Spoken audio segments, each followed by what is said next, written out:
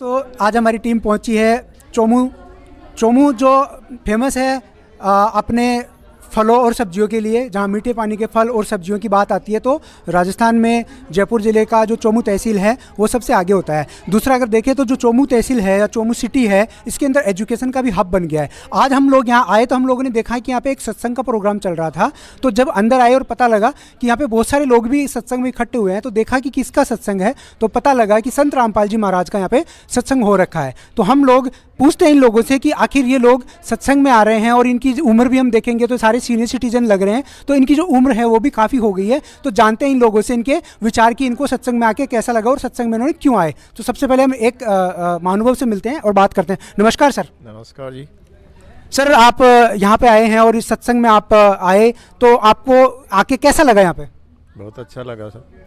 संत रामपाल जी महाराज जो बता रहे हैं वो सत्संग में क्या चीज़ बताते हैं? वो तत्वदर्शी संत हैं और भगवान की जो महिमा है उसको बताते हैं। भाई इस तरीके से आपको भगवान की प्राप्ति हो सकती है। तो दर्शकों कह रहे हैं कि वो भगवान की महिमा बताते हैं। आगे हम इनसे पूछते हैं कि संत रामपाल जी महाराज बताते हैं कि हिंदू धर्म महान, तो हम जानना चाहेंगे आपसे कि कैसे है हिंदू धर्म महान? हिंदू धर्म महान ऐसे है कि हिंदू जो ग्रंथ हैं, हिंदू में जो वेद हैं, गीता है, ये बताती है कि परमात्मा पूर्ण परमेश्वर तत्वदर्शी संत के पास जाने से ही मिलेगा। और वो तत्वदर्शी संत इस व्यवस्था में, इस ज़माने में संत रामपाल जी महाराज हैं और वो तत्व ज्ञान बताते हैं। और उस तत्व ज्ञान के आधार से ही परमात्मा पूर्ण परमेश्वर की प्राप्ति होती है, न कि अध्यात्म ज्ञान के बिना ये मूर्ति पूजा किसी की भी करो, कोई भी, राम की करो, कृष्ण की करो, शिव की करो, लेकिन अध्यात्म मार्ग में इनकी कोई वो नहीं है जो आदमी को परम तत्व तक पहुंचा सकती है, परम गति तक पहुंचा सकती है। इनके पास वो शक्ति नहीं है। तो दर्शकों ये कह रहे हैं कि संत रामपाल जी महाराज जो भक्ति बता रहे हैं वो परमात्मा तक पहुंचा सकती है और वो कंप्लीट भक्ति मार्ग है जो कि हिंदू धर्म और सभी धर्मों के जो धर्म ग्रंथ है उनसे प्रमाणित है। तो दर्शकों सत्संग में हमें एक और महानुभव मिले हैं, उनसे भी जानते हैं कि उनका संत रामपाल जी महाराज के सत्संग में आने का मतलब किस प्रकार से आ रहे हैं या क्या उद्देश्य है या उनको यहाँ आके क्या मिला। नमस्कार जी। हाँ जी। सर, आप संत रामपाल जी महाराज से जुड़े हैं। हाँ। तो बहुत से लोग हैं जो कहते हैं कि नहीं संत रामपाल जी महाराज से नहीं जुड़ना चाहिए, लेकिन आप जुड़े हैं, तो ऐसा क्यों है? क्यों जुड़े संत रामपाल जी महाराज से? मैं सबसे पहले हनुमान जी की पूजा करता था, उनका व्रत रखता था और बीर हनुमान जी के पहाड़ में एक मूर्ति है, वहाँ हर मंगलवार जाया करता था। फिर मैं कभी किस कारणवश चोमू आया हुआ था, वहाँ मुझे एक पुस्तक सेवा करने वाला भक्त छोटा बच्चा मिला, मेरा भाग्य उदय हुआ। तो उन्होंने मेरे को 2 पुस्तक बताई। एक पुस्तक का नाम ज्ञान गंगा था, दूसरे का नाम भक्ति सौदागर का संदेश था। तो मैंने सोचा कि इसमें कुछ न कुछ है, तो मैंने भैया मेरे को दे दे। तो 10-10 रुपये में लेकर मैंने उस 20 रुपये में 2 पुस्तक ली। पुस्तक ज्ञान गंगा को मैंने एक बार ने पढ़ करके 2 बार पढ़ी। तो फिर मेरे को पता चला कि मैं लोक वेदांत कथा में फंसा हुआ हूँ, असलियत ज्ञान तो इन पुस्तक में रह गया। फिर मैंने परमात्मा को अरदास लगाया कि परमात्मा मैं नहीं जानता कि कहाँ हिसार है, कहाँ बरवाड़ा है, कहाँ हरियाणा है, मैं कहीं चोमू जयपुर से अलावा नहीं जानता। मुझे किसी भी विधि से आपके चरण में बुलाओ। तो परमात्मा ने रजा की है कि पहले से कोई मेरा रिश्तेदारी में भक्त जुड़ा हुआ था, मेरे घर आया हुआ था, तो वो पूजा करने लगा। तो मैंने पूछा कि ये पूजा कहाँ की है भाई? बोले वहाँ की है। तो फिर मेरे को लेकर चलना, तो मेरे को बुला लिया कि आप उस दिन मेरे को वहाँ पर मिल जाना। तो फिर परमात्मा की रजा हुई। 29 अप्रैल सन 2011 में परमात्मा ने मेरे को अपनी शरण में लिया और वहाँ पर आपके नियमों को, परमात्मा के नियमों का नियम सुनाए, उन नियमों का पालन करना मैंने मंजूर किया। फिर मैंने नाम दीक्षा ली। उस दिन से मैं तो संत रामपाल जी महाराज क्या ज्ञान बताते हैं? रामपाल दास जी महाराज एक बाणी बोल के बताऊंगा कि राम राम सब कोई बखाने, लेकिन आदि राम कोई बिरलाए जाने। तो तत्वदर्शी संत होता है जो अरबों खरबों में से एक होता है और वो 4 वेद, गीता और सूक्ष्म वेद का ज्ञान बताते हैं। वो संत रामपाल दास जी महाराज समय पृथ्वी पर मौजूद हैं, जो 4 वेद, गीता और सूक्ष्म वेद हमें क्या कहते हैं। तो हमें जो कुछ करना है, गीता अध्याय 16 श्लोक नंबर 23 और 24 में काल भगवान अर्जुन को कह रहा है कि अर्जुन, शास्त्र विधि को त्याग करके मनमानी पूजा जो जीव करता है उसे ना तो कुछ सुख मिलता है, ना कुछ की सिद्धि प्राप्ति हो, न जीव का मोक्ष है। फिर हमें सीताराम सीताराम, राधे श्याम हरे कृष्ण हरे राम ये नाम जाप करने के लिए दे रखे हैं।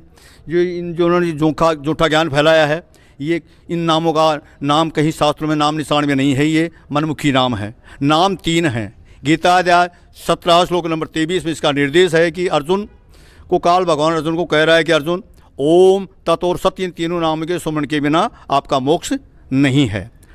तो जो भी हमें कोई भक्ति करनी है तो शास्त्रों के अनुकूल करनी है।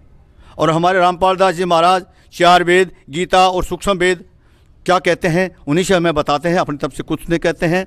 और गीता अध्याय 4 श्लोक नंबर 34 में निर्देश दिया है कि काल भगवान अर्जुन को करेगा, अर्जुन गीता अध्याय 18 श्लोक नंबर 63 में कह रहा है कि अर्जुन, मैंने तेरे को गुप्त से गुप्त ज्ञान बता दिया है, इससे आगे की खबर तो किसी की बाखबर से पूछ। इसके लिए निर्देश है, गीता अध्याय 4 श्लोक नंबर 34 में निर्देश है कि अर्जुन तू तत्वदर्शी संत ढूंढ, तत्व ज्ञानी संत तेरे को तत्व ज्ञान का उपदेश करेगा। फिर इसके लिए आगे उपदेश फिर है कि ये तत्व ज्ञान प्राप्ति के पश्चात उस परम पद का खोज कर, जो गीता अध्याय 15 श्लोक 4 में निर्देश है कि उस परम पद का खोज कर जहाँ जाने के बाद में साधक फिर लौट पे कभी संसार पे नहीं आता है। तो हमें जो भी कुछ भक्ति करनी है शास्त्रों के अनुकूल करनी है। ये जो गीता है, वेद है, इसमें खाली ब्रह्म तक का ज्ञान है, ब्रह्म तक की इसमें भक्ति है। तो गीता अध्याय 8 श्लोक नंबर 13 में काल भगवान अर्जुन कह रहा है कि अर्जुन, मेरी प्राप्ति का एक ओम मंत्र है, ओम नाम से आजीवन जो स्मरण करता मुझको ही प्राप्त होता है। फिर इसके अंदर ये भी दिया है गीता अध्याय 8 श्लोक नंबर 16 में कि अर्जुन, ब्रह्मलोक से लेकर के मृतलोक तक के जितने भी प्राणी हैं वो पुनरावर्ती में, इनका जन्म मृत्यु होता रहेगा और होता ही रहेगा। कब तक? जब तक इसको तत्वदर्शी संत नहीं मिलेगा। तत्वदर्शी संत अगर मिल गया। हाँ, तो सर एक चीज़ बताइए, आप कहाँ तक पढ़े लिखे हैं? मैं सन 68 का मैट्रिक हूँ। तो जो आपको ये जो शास्त्रों का ज्ञान है, जैसे आपने गीता के अध्याय रटे हुए हैं, तो ये आपको कहाँ से हुआ? ये सब रामपाल दास जी महाराज की देन है। पूर्ण परमात्मा श्री रामपाल दास जी महाराज तत्वदर्शी संति एक परमात्मा का रूप है और उन्हीं की ये देन है। मैं नहीं बोल रहा हूँ, मेरे गुरुजी बोल रहे हैं, मैं नहीं बोल रहा हूँ। मैं आपके जैसे पहले आज लोक वेदांत कथा फंसा हुआ ऐसा ही था, लेकिन जो कुछ मेरे अंदर बोल रहे हैं वो परमात्मा ही बोल रहे हैं, गुरु महाराज। तो दर्शकों एक चीज़ देखिए कि एक साधारण से मैट्रिक पास व्यक्ति हैं जिनको शास्त्रों का इतना ज्ञान है कि उन्हें गीता के श्लोक कंठस्थ है और उनमें क्या बोला गया है वो भी कंठस्थ है। तो आप समझ सकते हैं कि रामपाल जी महाराज वाकई में सनातन को मजबूत कर रहे हैं और हम लोगों को यानी आम जनता को हमारे धर्म ग्रंथों से रूबरू करा रहे हैं। और रूबरू ही नहीं, उनकी जुबान पे वो धर्म ग्रंथ अच्छे से आ गए हैं। तो ये वाकई में संत रामपाल जी महाराज द्वारा एक सनातन को मजबूती दी जा रही है। एक बार मैं खासतौर से कहना चाहता हूँ कि दुनिया कहती है कि रामपाल दास जी महाराज हमारी संस्कृति को दबा रहे हैं। नहीं, संस्कृति को दबा नहीं रहे हैं। आज से 700 वर्ष पहले जो अपनी संस्कृति को दबा दिया था उसको उजागर कर रहे हैं। असलियत में यह है जैसे शास्त्रों में प्रमाण दिया, गीता में, वेद में और सूक्ष्म वेद में। और हमारे मनुष्य का मूल उद्देश्य है भक्ति करके पार होना, नहीं कि परिवार फैलाना, नहीं कि झूठ बोलना, नहीं कि चोरी करना, नहीं कि गलत खान पीन करना। तो हमें मोक्ष प्राप्ति का मूल उद्देश्य, मनुष्य का मूल उद्देश्य है मोक्ष प्राप्ति करना। तो संत रामपाल दास जी नाम दिखा लेकर के नामों का स्मरण करो, नियमों का पालन करो और मोक्ष प्राप्ति करो। फायदा क्या होगा? तो इससे क्या फ़ायदा है ये भक्ति करने से? भक्ति करने से मोक्ष होगा। या तो परमात्मा कहते हैं कि मेरी गारंटी है, या तो आपका मोक्ष होगा, मेरे नियमों का पालन करोगे, नियमों का स्मरण करोगे तो, या अगर मनुष्य जूनी में नहीं, वो मोक्ष में नहीं, तो मनुष्य जूनी तो पक्की, कोई टालने वाला नहीं है। कर्म प्रधान है, कर्म गुरु के बिना नहीं बनते हैं। ठीक है सर। तो देखिए यहाँ पे काफ़ी जो श्रद्धालु हैं वो वाकई में अध्यात्म से रूबरू मतलब लबरेज हैं, अच्छे से अध्यात्म का ज्ञान रख रहे हैं।